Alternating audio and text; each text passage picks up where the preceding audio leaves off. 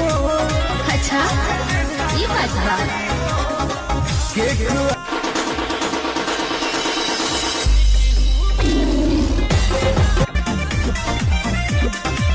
हाथ में मेरा खिला कोट